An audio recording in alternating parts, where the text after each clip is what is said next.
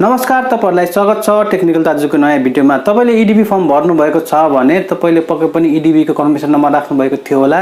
तपाईले 1 वर्ष अगाडि भर्नु भएको फर्मको रिजल्ट तपाईले 1 वर्षपछि हेर्न पाउनुहुन्छ। त्यस्तो अवस्थामा तपाईको कन्फर्मेसन नम्बर हराउन सक्छ। तपाईको कन्फर्मेसन नम्बर चाहिँ तपाईले मोबाइलमा सेभ गर्नु भएको छ भने तपाईले त्यसलाई प्रिन्ट गरेर राख्नु भएको छ भने त्यो हराउन सक्छ। त्यस्तो अवस्थामा तपाईलाई चाहिँ आफ्नो रिजल्ट हेर्न गाह्रो हुन्छ। त्यस्तो अवस्थामा तपाईले चाहिँ अब चाहिँ तपाईले हराएको कन्फर्मेसन नम्बरलाई कसरी प्राप्त गर्ने भन्ने बारेमा तपाईले यस भिडियोमा सिक्नुहुन्छ। तपाईले यदि ईडीबी रोटी तपाईले भर्नु भएको छ र तपाईको कन्फर्मेसन नम्बर हराएको छ भने तपाईले भिडियो हेर्नु भने तपाईलाई चाहिँ कन्फर्मेसन नम्बर तपाईले फेरि प्राप्त गर्न सक्नुहुन्छ। भिडियो हेरिसकेपछि तपाईलाई म स्टेप स्टेप प्रोसेस गर्नु, तपाईले भिडियोमा सबै स्टेप फलो गर्नुभयो भने तपाईको चाहिँ हराएको कन्फर्मेसन नम्बर तपाईले चाहिँ इजिली पाउन सक्नुहुन्छ। आफ्नो मोबाइल फोनमा अथवा आफ्नो ल्यापटपमा तपाईले चाहिँ सिम्पल स्टेप फलो गर्नुभयो भने तपाईले इजिली चाहिँ कन्फर्मेसन नम्बर चाहिँ तपाईले पाउन सक्नुहुनेछ। तपाईले भिडियोलाई पुरै हेर्नु होला।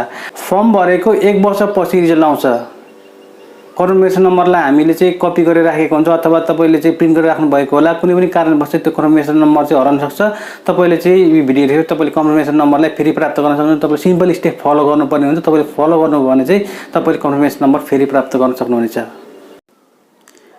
तपाईले डीबी फर्म भर्दाखेरि प्राप्त गर्नुभएको कन्फर्मेसन नम्बर तपाईले हराउनु भयो भने तपाईले मोबाइल फोनबाट अथवा तपाईले ल्यापटपबाट पनि गर्न सक्नुहुन्छ। तपाईलाई म मोबाइल फोनबाट गरेर देखाउँछु। तपाईले सिम्पल स्टेप फलो गर्नुपर्ने हुन्छ। सबभन्दा पहिले तपाईले क्रोम ब्राउजर खोल्नुस्। तपाईले त्यहाँनिर चाहिँ सर्च गर्नुस्। यहाँनिर dbprogram.state.gov. भनेर छ। यो तपाईले चाहिँ साइट तपाईले ओपन गर्नुपर्ने हुन्छ आफ्नो मोबाइल फोनमा। तपाईले चाहिँ सिम्पल साइटको लिंक तपाईलाई मैले डिस्क्रिप्सनमा दिएँ, त्यहाँबाट तपाईले ओपन गर्न सक्नुहुन्छ इजिली। तपाईले यहाँनिर पहिलो किसिमको लिंक तपाईले ओपन गर्नुपर्ने हुन्छ। यहाँनिर गर्ने बित्तिकै तपाईले प्राप्त गर्न सक्नुहुन्छ विभिन्न किसिमको अप्सन। त्यहाँनिर तपाईले चाहिँ अब यहाँनिर तपाईले चेक स्टेटस भन्ने अप्सनमा क्लिक गर्न सक्नुहुन्छ। यहाँ क्लिक गर्ने बित्तिकै तपाईको अर्को पेजमा तपाईँ पुग्नुहुन्छ। तपाईले त्यहाँनिर चाहिँ अब फेरि विभिन्न किसिमको तपाईले वेलकम भनेर तपाईले चाहिँ यसलाई कन्टिन्यू गर्नुस्। तपाईले चाहिँ कन्टिन्यू गर्ने बित्तिकै तपाईको यो किसिमको अप्सन आउँछ। तपाईले यहाँनिर कन्फर्मेसन नम्बर लाउने अप्सन छ। तपाईको कन्फर्मेसन नम्बर नभएको कारणले तपाईले अब फरगट कन्फर्मेसन नम्बर भन्ने अप्सन छ। तपाईले त्यहाँनिर क्लिक गर्नुपर्छ। तपाईले यहाँ देखिरहनु भएको छ यो फरगट कन्फर्मेसन नम्बर भन्ने कन्फर्मेसन नम्बर हाल्ने ठाउँको मुनि तपाईले चाहिँ यसमा क्लिक गर्नुपर्ने हुन्छ। यहाँ क्लिक गर्ने बित्तिकै तपाईको चाहिँ खोल्छ अर्को पेज। तपाईले यहाँनिर अब सिम्पल फर्म फिलअप गर्नुपर्ने हुन्छ। तपाईले चाहिँ यहाँनिर नेम दिनुहोस्। तपाईले यहाँनिर अब चाहिँ तपाईले कुन सालको बित्नु भएको 2020 को कि 21 को तपाईले त्यो यहाँनिर चुज गर्नु। तपाईले कुन सालको हो तपाईले चुज गर्नुपर्छ। तपाईले यहाँनिर चाहिँ 2 नम्बरमा तपाईले चाहिँ फ्यामिलीको लास्ट नेम जस्तै तपाईको हरि कार्की हो भने तपाईले कार्की भनेर टाइप गर्नुपर्ने। थर तपाईले टाइप गर्नुपर्ने। तपाईको लास्ट नेम तपाईले टाइप गर्नुपर्ने हुन्छ। यहाँनिर तपाईले फर्स्ट नेम टाइप गर्नु होला आफ्नो नाम। हरि कार्की हो भने तपाईले हरि, माथिको लास्ट नेममा तपाईले फ्यामिली नेममा तपाईले कार्की टाइप गर्नुपर्ने हुन्छ। यहाँनिर तपाईले मिडल नेम छ भने जस्तै बहादुर, कुमार, प्रसाद त्यसै गरी मिडल नेम छ भने तपाईले मिडल नेम पनि टाइप गर्नुपर्ने हुन्छ। छैन भने तपाईले नो मिडल नेममा तपाईले चाहिँ टिक लगाइदिनु पर्ने हुन्छ। यसरी हैन तपाईले अब डेट अफ बर्थ लाउनु पर्ने। तपाईले फर्म भर्दाखेरि डेट अफ बर्थ तपाईले पक्कै पनि नागरिकताकै तपाईले फर्ममा डेट अफ बर्थ लाउनु भएको होला। तपाईले त्यो डेट अफ बर्थ तपाईले इंग्लिशमा लाउनु पर्ने हुन्छ। तपाईले नेपालीमा छ भने त्यसलाई इंग्लिशमा कन्भर्ट गर्नुस्।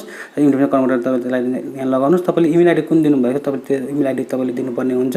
तपाईले इमेल आईडी याद छ भने तपाईले इमेल आईडी पनि यहाँ दिनुपर्ने हुन्छ। तपाईले त्यो यहाँ तपाईले क्याप्चा इन्टर गर्नुपर्ने हुन्छ। क्याप्चा तपाईले इन्टर गरेर तपाईले सबमिट गर्ने बित्तिकै तपाईको चाहिँ कन्फर्मेसन नम्बर तपाईले हराएको कन्फर्मेसन नम्बर चाहिँ तपाईले प्राप्त गर्न सक्नुहुन्छ एसएमएस मार्फत अथवा तपाईले इनेर चाहिँ तपाईले फाइल प्राप्त गर्न सक्नुहुन्छ। त्यो फाइलबाट तपाईले कन्फर्मेसन नम्बर लिएर तपाईले आफ्नो रिजल्ट चेक गर्न सक्नुहुन्छ। रिजल्ट चेक गर्ने तरिका तपाईलाई मैले भिडियोमा बताएको छु।